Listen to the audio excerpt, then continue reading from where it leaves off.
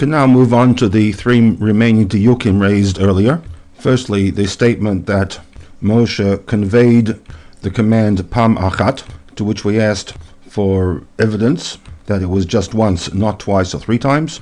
The inclusion of the statement Kafi Sheshamata Mipi. Clearly Moshe would not convey something that had not originated from HaKadosh Baruch Hu to Paro. And the inclusion of the role of Aharon as the Yamlitzenu. Rashi has established that Moshe's role was to be a Shaliach of HaKadosh Baruch Hu.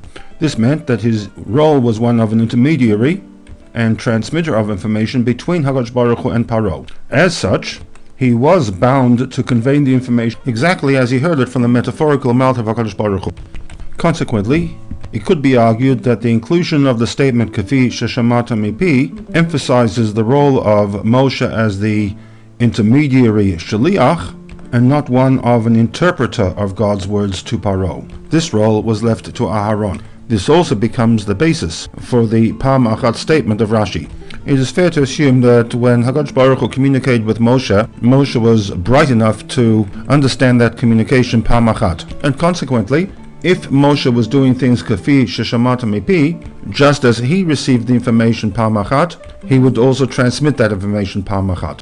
This then is possibly the basis that Rashi has, that Moshe communicated God's instruction just once, not multiple times.